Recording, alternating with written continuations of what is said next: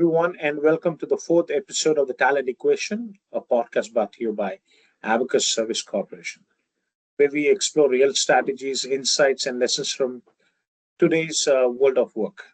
I'm your host, Naveen Moturi, and I'm Director Global Operation and Strategies here at Abacus. And in today's episode, which is titled Standing Out in the Crowded Job Market, Strategies That Work. In a hiring landscape where hundreds of candidates might compete for the same opportunity that truly make someone stand out, we unpack the strategies that help job seekers rise above the noise, from building a professional presence to understanding what hiring managers really look for. And joining me today are four outstanding and esteemed leaders from Abacus who live and breathe talent strategy every day. Today, they share what actually helps candidates shine and what common mistakes to avoid. So, let me introduce our panel.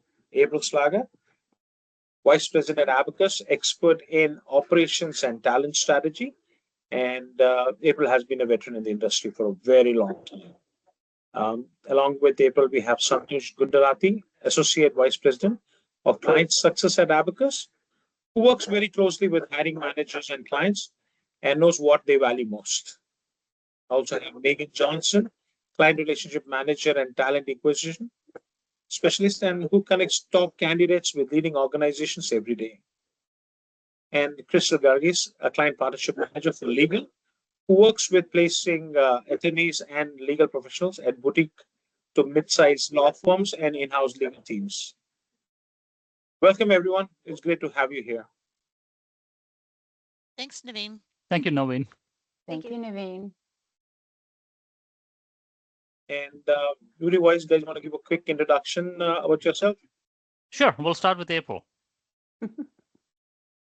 Thanks, Naveen. Yeah, of course. So I have actually been with Abacus for 20 years now. I'm just completed 20 years a few weeks ago. But have over 25 years, that ages me a lot, but over 25 years of experience in the staffing industry. So from all perspectives, started as a recruiter, then moved to account management, and then actually worked on the other side of things in the MSP space as a program manager, and then came back to staffing, pure staffing from an operations and total VP from a global perspective here at Abacus. Thank you. Santosh?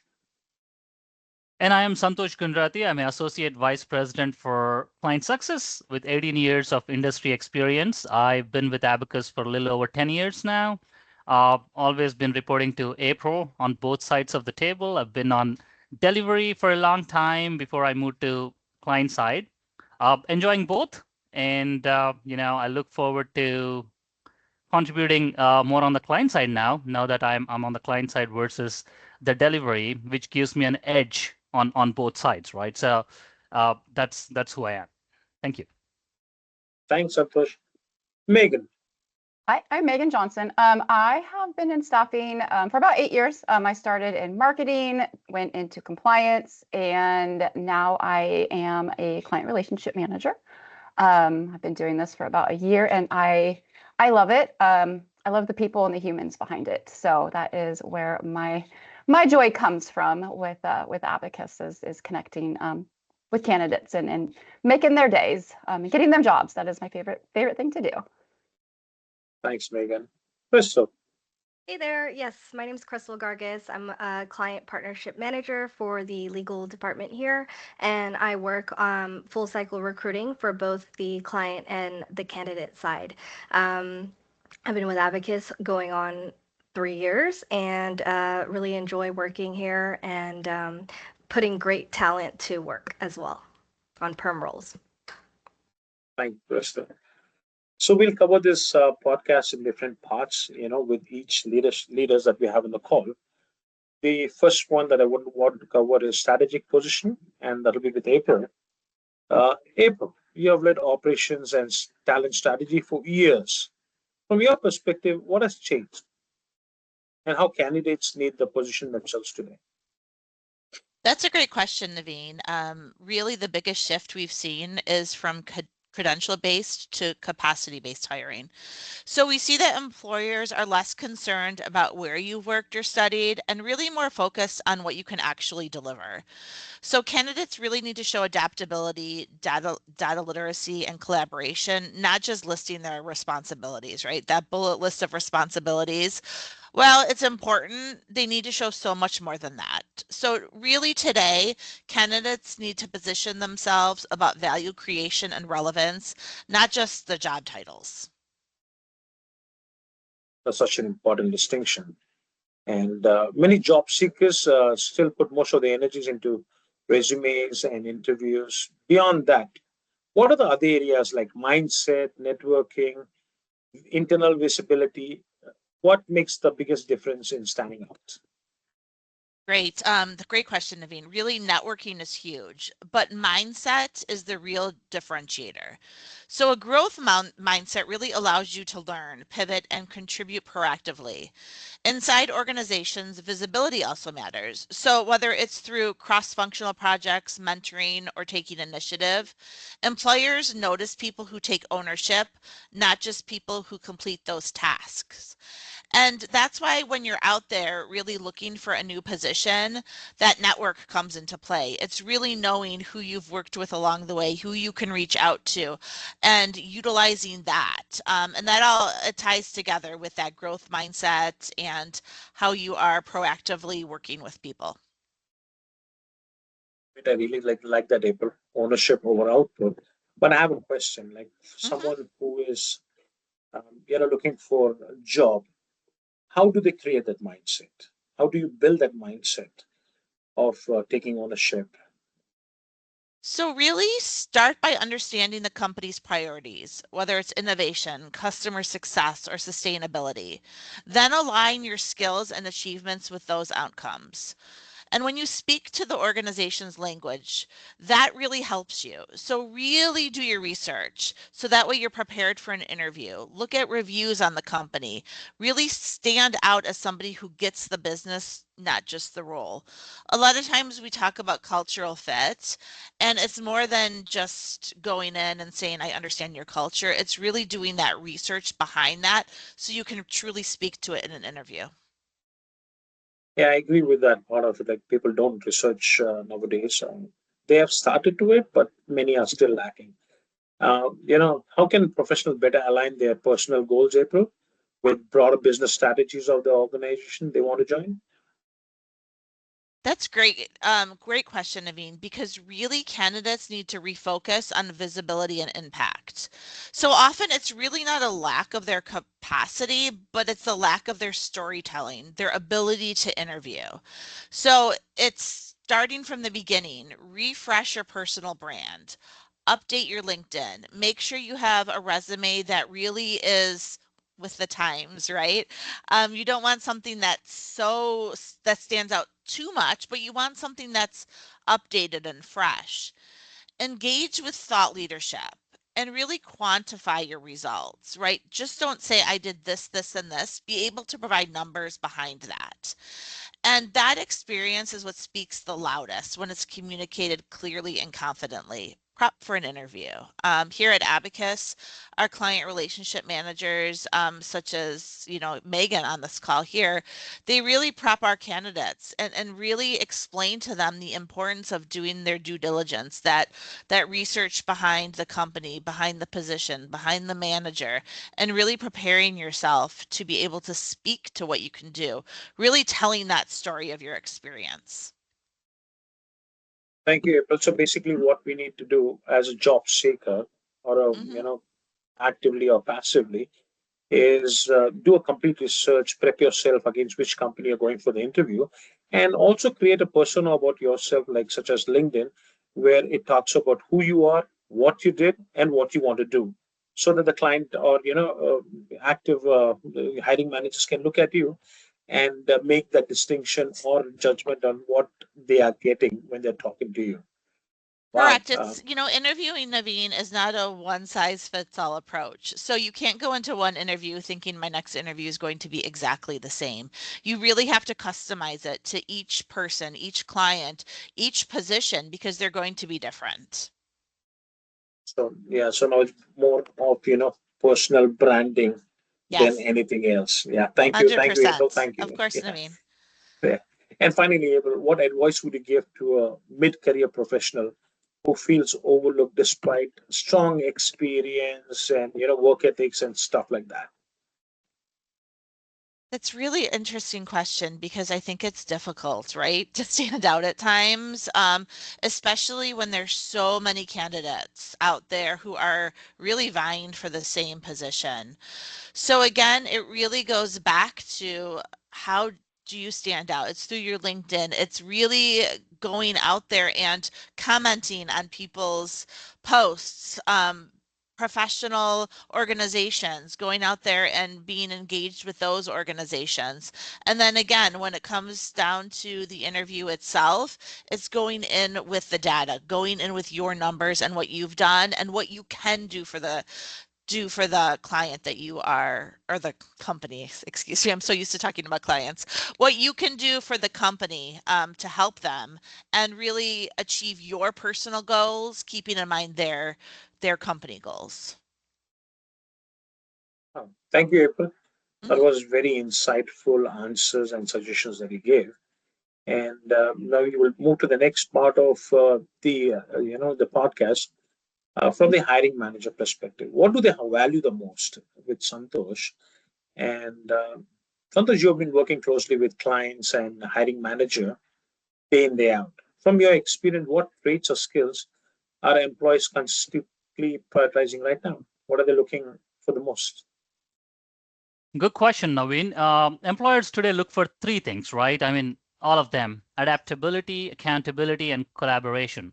So technical skills are expected. Of course, they are, because if you don't have technical skills, you can't do the job. But those are not enough.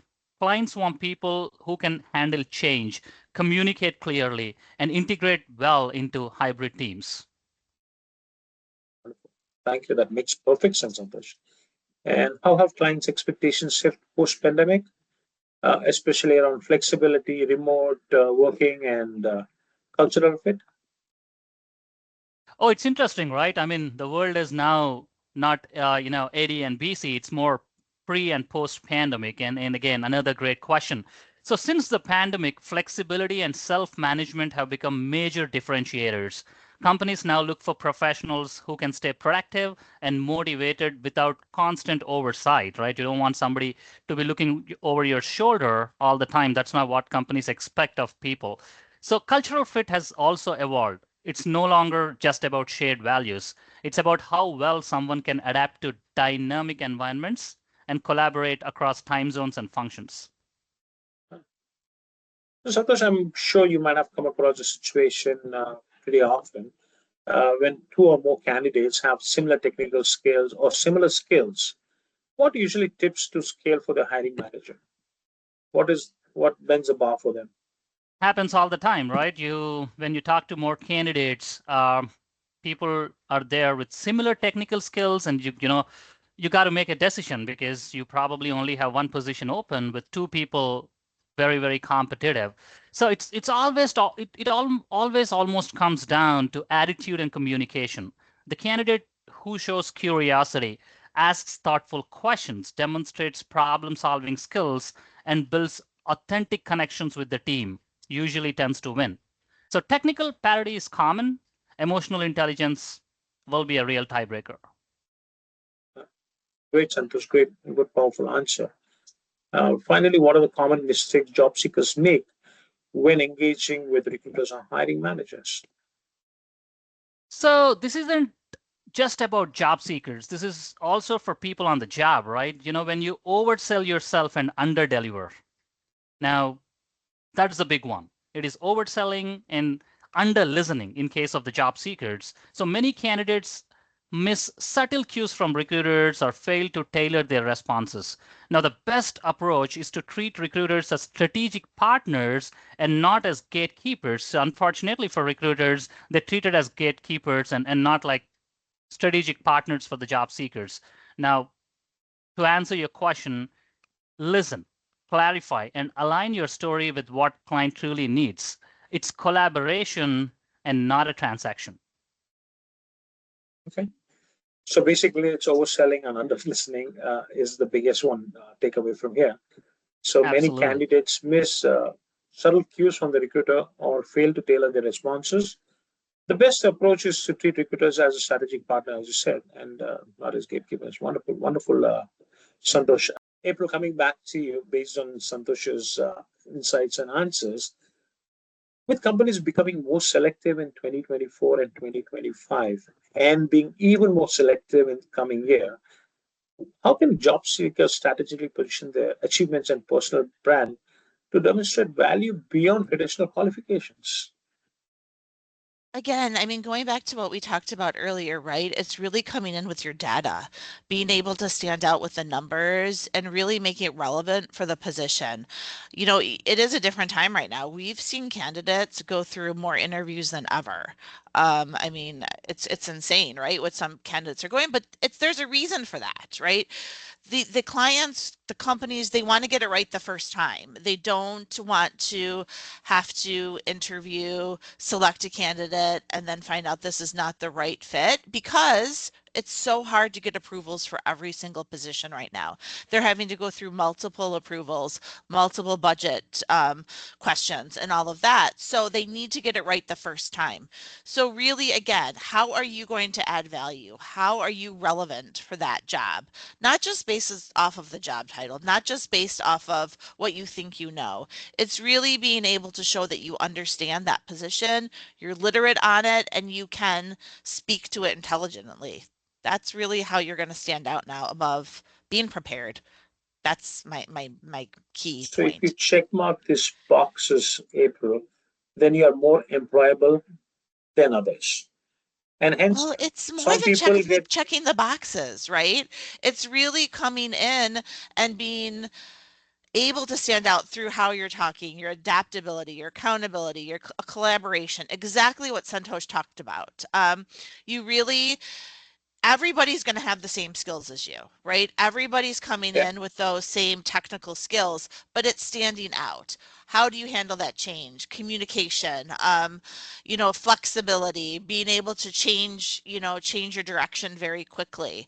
That's how you're going to stand out. It really is what Santosh said, and being able to shift yourself. thank you, April. Thank you again Mhm. for the clarifications on a few questions that I had. Now, moving on to the next segment of the podcast, candidate experience and engagement. And this is with Megan. Megan, you have been in the front line of candidate engagement every day. From your perspective, what behavior or approach makes a candidate stand out to you right away? Oh, well, yeah, professionalism and preparation. Those are the two things that make an immediate difference. Candidates who take the time to understand the company that they are being submitted for, asking relevant questions, and of course, expressing genuine enthusiasm, they stand out. Confidence is another huge thing with candidates. Confidence really shines through in these interviews now. Responsiveness speaks volume, replying promptly, just, basically showing reliability and respect for the process, showing them why they should hire you. It starts from the beginning. It starts from day one. They are looking at you from the very first interview or first communication, and kind of going from there. Absolutely.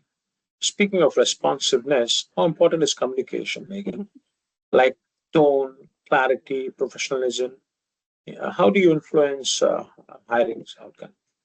I mean, it's critical. I'd say communication can make or break an opportunity. Taking hours to respond to an email, the submissions could close. If you really are serious about a job, being quick to respond and showing that interest, well-written emails, thoughtful follow-ups, or even just a simple thank you note after an interview. I provide a sample thank you note just to kind of give a little leg up, for some of the candidates that may not be able to do a thank you note. And every manager very, very much appreciates those. They do read them and they do respond, thanking me for sending those over. it's just a way to leave a lasting impression. Being clear, authentic, and having your communication builds trust, and trust moves you along the process. That's so true. And in your experience, what do the most successful candidates do differently during an interview or maybe follow-ups? They connect their experiences to the business outcome, just instead of just saying, oh, well, I managed a project, they go into detail. They, say something more along the lines of, I delivered X result that improved efficiency by Y%, and that level of being that specific about the projects that you have managed, it demonstrates impact. And after interviews, following up with, meaningful notes, not just thanking the interviewer, but reinforcing how they can add value to the organization helps as well. Great point, Megan. More than from moving from management to more like execution is what pays focus, right? All right. And for candidates who often reach the final rounds and always end up with a silver medal, right? And don't quite offer the job. What advice do you give them? I mean, obviously, ask for feedback. A lot of managers do provide feedback, and really listen to it. It's not a personal attack. It is something that you can take and reshape how you do your next interview. And just redefine your story. Make sure it aligns with the company's pace, culture, and expectations. Sometimes it's not about the skills or the skill gap. It's a fit gap. You treat every round as a learning experience. It's not rejection. And consistency, reflection, and then just adaptability always pay off. All right. I have an open question again based on Megan's answer for everyone on the panel, actually. So, what does Abacus do with the silver and bronze candidates that came to the final round and didn't get through? So, what do you do? Like, do you do a training with them, upskill them, tell them where went wrong, and then probably take them to the next level so that they get the opportunity next time that they're presented? So, what does Abacus do? Yeah, I think we all kind of approach it a little bit different. All our clients are a little bit different. Sometimes when candidates interview and there isn't an offer made, a lot of the clients are okay with us resubmitting them on different roles. So it really just depends on the situation. For me, I have the conversation. I ask if they're really interested in this client. We talk about why they were not, extended an offer. A lot of times it's just there was a skill set or, there was a soft skill that they were missing. And, you have those conversations. For me, I just reassure them that this is not a you thing. This just meant that there was somebody that was a little bit, more suited for this position, and we're going to find you something. And, if they are have that communication and they have that personality with them, for me, I will hang on to their resumes, and as new roles come through, I will reach out and see if they want us to submit. And we will do whatever we can for the right candidate, the candidate that really, really wants to work with Abacus, the candidate that really, really wants to work with one of our clients. We will go above and beyond to help them to help them succeed and try to get them with one of our clients. Thank you so much, Megan. For extension to what Megan said, Naveen. So just to tell you what Abacus does differently is, I was on an interview with one of the hiring manager for a client in Seattle just 2 days ago, and the edge between one candidate and the other was they were looking for somebody on a functional role for a business analyst. The other person was techno-functional, right? I mean, not completely technical. Techno-functional, understands the technologies to a certain extent, and the hiring manager felt, though this is a functional role, having the technology touch of it could be a huge plus for their team.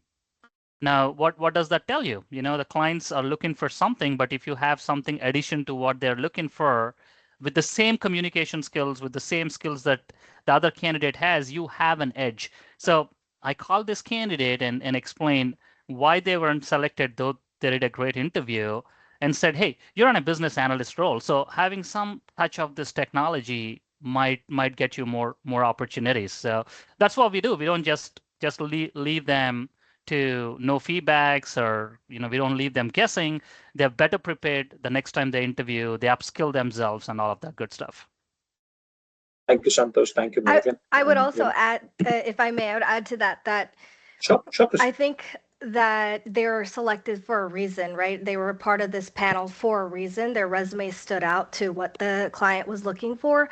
And so at that point, it's all almost a performance at the interview stage. So like Megan and Santosh mentioned, just coaching them on that communication level and perhaps going back and it's all about presentation at the end of the day. The work speaks for itself, and that's what's shown in the bullet points, obviously, on their resume. So again, just having that conversation with them and maybe doing some mock prep interviews as well. But yeah, we're very supportive of our candidates here at Abacus, and we want to see them succeed as well. Thank you, Crystal. And the last part I wanted to talk about legal and regulatory insights with you. So, Crystal, as a former paralegal turned legal recruiter, from your perspective, point of view, what are firms really focused right now when it comes to hiring? Absolutely. Great question. So, as we are closing out 2025, candidates are already preparing for the challenges in Q1.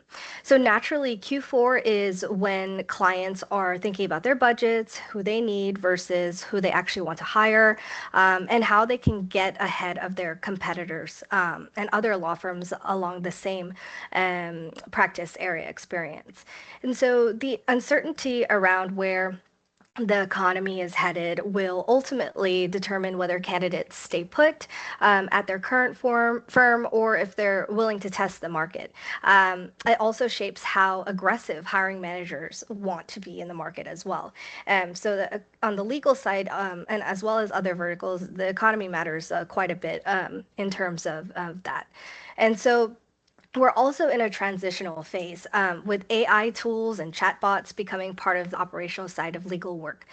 So Abacus is definitely on top of all these new tech changes that we're seeing in the market as well, and how that impacts a candidate's role and our relationships with our clients.